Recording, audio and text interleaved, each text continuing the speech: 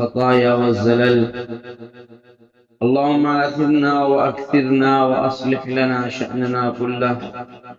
لا إله إلا أنت. أما بعد، أعوذ بالله من الشيطان الرجيم. بسم الله الرحمن الرحيم. يا أيها الذين آمنوا استعينوا بالصبر والصلاة إن الله مع الصابرين. وقال تعالى: وَلَنَبْلُوَنَّكُمْ بِشَيْءٍ مِّنَ الْخَوْفِ وَالْجُوعِ وَنَقْصٍ مِّنَ الْأَمْوَالِ وَالْأَنفُسِ وَالثَّمَرَاتِ. وقال تعالى: وَلَقَدْ فَتَنَّا الَّذِينَ مِنْ قَبْلِهِمْ فَلَيَعْلَمَنَّ اللَّهُ الَّذِينَ صَدَقُوا وَلَيَعْلَمَنَّ الْكَاذِبِينَ. وقال تعالى: أَمَّنْ يُجِيبُ الْمُضْطَرَّ إِذَا دَعَاهُ وَيَكْشِفُ السُّوءَ وَيَجْعَلُكُمْ خُلَفَاءَ الْأَرْضِ أَإِلَٰهٌ مَّعَ اللَّهِ. صدق اللہ العظیم۔ میرے معزز دینی ایمانی بھائیوں اور بزرگوں، دنیا کے حالات ہر دن عدلتے بدلتے ہیں، اتار چڑھاؤ دیکھتے ہیں، اور اس نے قیامت تک ایسے ہی چلنا ہے۔ آپ اس کا اندازہ اس سے لگا لیں کہ اللہ تبارک و تعالی نے اپنی بڑی مخلوقات میں سے دو بڑی مخلوق، چاند اور سورج، ان کو کبھی بھی ان کی اپنی اصلی ایک حالت پر نہیں رکھا ہے۔ ہم دیکھتے ہیں کہ 1 تاریخ کو چاند ادھر سے نکلتا ہے اور 14ویں تاریخ تک جا کر کتنا بڑا ہو جاتا ہے۔ اس کے بعد میں پھر وہ مغرب کی جانب ہمیں نظر آنا شروع ہوتا ہے، رات کے آخری پہر میں دکھتا ہے، پھر واپس 1 تاریخ کو ادھر سے دکھنا شروع ہو جاتا ہے۔ آپ کی مسجد میں اوقات الصلاۃ کی جنتری رکھی ہوگی، آپ اس میں دیکھیے سورج کے نکلنے کا ٹائم اور اس کے غروب ہونے کا ٹائم سال بھر میں کتنی بار چینج ہوتا ہے، روزانہ، کبھی 1 منٹ ادھر سے، کبھی 2 منٹ۔ اب سردیاں آنے والی ہیں تو مغرب کی نماز 5:45 بجے ہو جائے گی، کیونکہ سورج غروب ہو گیا۔ اور یہی 5:45 بجے گرمیوں کے زمانے میں عصر کے بعد کی تعلیم ہوتی ہے، کیونکہ ابھی 1.5 گھنٹے کے بعد وہ غروب ہوگا۔ جو اللہ نے اپنی مخلوقات میں اتار چڑھاؤ کے ذریعے سے، موسم کبھی ایک جیسا نہیں رہتا ہے، بارش ختم ہو گئی ہے، ختم ہونے کے قریب ہے، پھر سردی آ جائے گی، پھر گرمی آ جائے گی۔ یہ حقیقت میں اللہ اپنی قدرت کے ذریعے سے، اپنی مخلوقات کے ذریعے سے اہل ایمان کا اور مومن بندوں کا مائنڈ سیٹ کرنا چاہتے ہیں، انہیں یہ تعلیم دینا چاہتے ہیں کہ دنیا کے اتار چڑھاؤ، دنیا کے حالات، یہ تمہاری زندگی کا حصہ ہے، اور تمہارے ساتھ ہمیشہ کوئی چیز ایک جیسی رہنے والی نہیں ہے۔ اسی لیے جناب رسول اللہ صلی اللہ علیہ وسلم جب دعوت و تبلیغ کو لے کر کے اٹھے اور آپ نے لوگوں کے سامنے جیسے ہی اللہ کے ایک ہونے کا اور بت پرستی کا انکار کرنے کا حکم دیا کہ انکار کرو، کہو کہ بت پرستی کوئی نہیں ہے، صرف ایک اللہ کی ہم عبادت کریں گے، ظاہر سی بات ہے ماحول ایک دم سے پلٹ گیا۔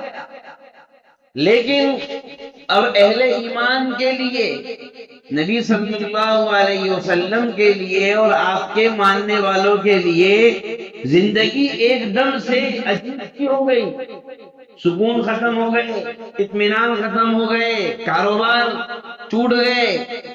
یہ جو آج کل آپ لوگ سنتے رہتے ہیں کہ ان لوگوں کا بائیکاٹ کر دو، ان سے کوئی لین دین نہیں کرے، آپ کو گھبرانا نہیں ہے اس سے۔ نبی صلی اللہ علیہ وسلم کے زمانے میں بھی ایسا ہوا ہے، اور باطل نے ہمیشہ حق کو مادیت کے ذریعے سے شکست دینے کی کوشش کی ہے، کیونکہ ان کی نظر میں اسباب سب کچھ ہے، اس لیے وہ یہ چاہتے ہیں کہ اسباب روک دو، ان کی زندگی تنگ ہو جائے گی۔ لیکن اللہ سبحانہ و تقدس اور اللہ رب ذوالجلال نے ایمان والوں کا مائنڈ یہ سیٹ کیا ہوا ہے کہ تمہارا ہمارا یقین ہے، تم ان کو ان پر نہیں ہمارے اوپر یقین رکھتے ہو، اس لیے جو بات ہم کہہ رہے ہیں اس کو قبول کرو، ہماری بات کو تم مانو۔ مجھے بتائیے دنیا میں جتنے بھی اسلامی ممالک ہیں آج سب قسم و پرسی کے حال میں ہیں۔ فلسطین جیسی سرزمین 1948 میں جب اسرائیل نے ناجائز طریقے سے اپنا ملک بسانے کا اعلان کیا، اس وقت سے لے کر آج تک کوئی دن آپ ایسا بتا دیں کہ جس دن فلسطین کا کوئی بچہ یا کوئی بوڑھا یا کوئی جوان یا کوئی عورت اس دن شہید نہ ہوئی ہو، اس دن سے لے کر آج تک وہ لوگ سکون اور اطمینان میں نہیں ہیں۔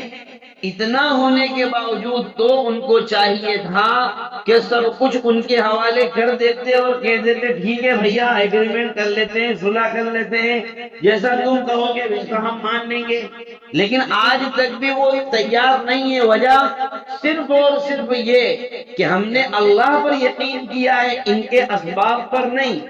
یہ بم پھینکتے رہے، گراتے رہے، مسلسل 20 سال تک، 20 سال مسلسل، 2002 سے لے کر تو 2022 تک امریکہ سمیت 22 ملک بلکہ 28 ملک جن کو نیٹو کہا جاتا ہے، اس ملک کی فوجیں اور ان کی سینائیں تمام اسباب اور وسائل کے ساتھ اور تمام بم بارود لے کر افغان کی سرزمین پر رہے، اور مقصد کیا کہہ کر کے آئے تھے؟ صبح سے شام میں ہم ان کا خاتمہ کر دیں گے۔ ان کو بھی اللہ کی ذات پر یقین تھا کہ جب تم اللہ کی طاقت سے ٹکر لینا چاہ رہے ہیں تو پھر وہی تمہارا خاتمہ کرے گا۔ آخرکار 20 سال کے بعد میں 2022 میں گھٹنے ٹیک کر کے واپس جانا پڑا، ایک ایٹم بم کو چھوڑ کر۔ ایک کون سا بم آپ بتا دیجئے جو اس سرزمین پر نہیں گرایا ہو، لیکن اس کے باوجود بھی اللہ نے اپنے نام کو وہاں زندہ رکھا۔ فلسطین کی سرزمین پر اللہ نے اپنے نام کو زندہ رکھا، ملک شام کی سرزمین پر اللہ نے اپنے نام کو زندہ رکھا۔ معلوم یہ ہوا کہ دین کی حفاظت کرنا اور اپنے نام کی حفاظت کرنا، اس کا ذمہ اللہ تبارک و تعالی نے خود لیا ہوا ہے۔ تو نبی علیہ السلام جب دعوت کو لے کر کھڑے ہوئے، حالات پورے ناسازگار ہوئے، اس کے باوجود بھی دین اپنی ترقی کے ساتھ اور اپنی رفتار کے ساتھ چلتا رہا، بڑھتا رہا، پھیلتا رہا۔ رسول اللہ یہاں تک کہ ایک دور وہ بھی آیا کہ اللہ تبارک و تعالی نے فرما دیا وَرَأَيْتَ النَّاسَ يَدْخُلُونَ فِي دِينِ اللَّهِ أَفْوَاجًا۔ مکہ جس کو تم سے نکالا گیا ہے تم دوبارہ فتح کرو گے، اور لوگ جوک در جوک، فوج کے فوج، ٹولیاں کے ٹولیاں، جماعت کے جماعت، قبیلے کے قبیلے، خطے کے خطے اور محلے کے محلے ایمان میں داخل ہوں گے اور اسلام کا بول بالا ہوگا۔ اللہ تبارک و تعالی حالات کو جب بھیجتا ہے تو قرآن کریم میں تو اللہ نے فرمایا یا ایھا الذین آمنوا استعینوا بالصبر والصلاۃ، اے ایمان والو جب تمہارے اوپر حالات آئے تو دو کام کرو، ایک تو صبر سے اور دوسرا نماز سے، اللہ تبارک و تعالی سے مدد طلب کرو۔ اب ظاہر سی بات ہے قرآن کریم نے اسپیشلی نماز کا نام لے کر کے کہا، صبر کے ساتھ میں نماز کو اسپیشلی جوڑا ہے اللہ تبارک و تعالی نے۔ پھر یاد رہے کہ آزمائشیں، آفتیں اور بلائیں اور مصیبتیں اگر آتی ہیں تو ہم کو مصیبتیں تو یاد رہتی ہیں، ہمارا نقصان یاد رہتا ہے۔ اللہ نے فرمایا ہم آزمائیں گے تم کو، کیسے؟ دشمن تم کو ڈرائیں گے، اس سے بھی ہم تم کو آزمائیں گے۔ تمہارے اندر بھوک بڑی پھیلے گی، یعنی تمہیں ایسا بھی حالات آ سکتے ہیں کہ کھانے پینے کے بھی تم کو میسر نہ ہو۔ اور وَنَقْصٍ مِّنَ الْأَمْوَالِ وَالْأَنفُسِ، تمہارے مال بھی کم کیے جا سکتے ہیں، تمہاری جانیں بھی کم کی جا سکتی ہیں، یعنی مال بھی لوٹے جا سکتے ہیں اور تمہاری جان کا بھی نقصان ہو سکتا ہے۔ ان ساری چیزوں کے باوجود بھی اللہ نے نصیحت یہی فرمائی کہ تم مدد طلب کرو صبر اور نماز کے ذریعے۔ اب سب سے پہلے تو سمجھنے کی چیز یہ ہے، آزمائش کہتے کس کو ہے؟ حالات کے آ جانے کا نام آزمائش نہیں ہے، نقصان ہو جانے کا نام آزمائش نہیں ہے۔ ہمارے اوپر اگر کوئی کاروبار ٹوٹ گیا، اس کا نام آزمائش نہیں ہے۔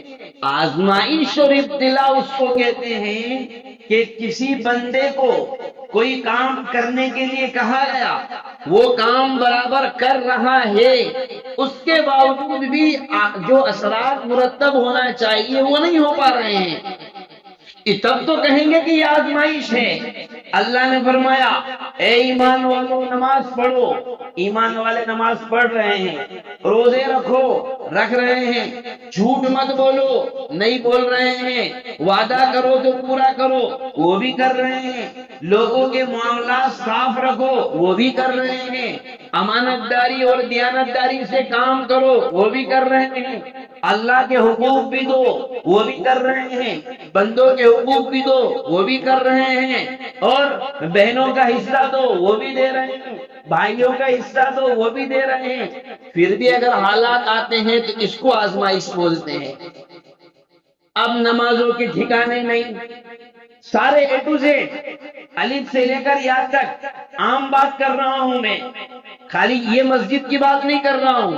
ہمارے اس میں دو گروپ ہو جاتے ہیں، بریلوی لوگوں کی نماز دیوبندیوں کے پیچھے نہیں ہوتی، دیوبندیوں کی نماز بریلویوں کے پیچھے نہیں ہوتی۔ اس کو میں تو دونوں گروپوں کو کہتا ہوں، جب مختلف ہوتے ہیں مخاطب کر کے کہتا ہوں، اسپیشلی ان کو کہتا ہوں آپ کی نماز نہیں ہوتی ہمارے پیچھے مت آؤ ہماری مسجد میں، لیکن سوال یہ تم اپنی مسجد میں بھی تو نہیں جا رہے بھئی، ہماری نماز ان کے پیچھے نہیں ہوتی ہے تو ہماری نماز ہمارے اپنے اماموں کے پیچھے تو ہو جاتی ہے نا، تو ہم تو وہاں بھی نہیں آ رہے ہیں، ان کی نماز ان کے اماموں کے پیچھے ہو رہی ہے وہ وہاں نہیں جا رہے ہیں، نماز دونوں کی ایک دوسرے کے پیچھے نہیں ہو رہے، وہ جانے کے لیے کہیں پر بھی تیار نہیں ہے۔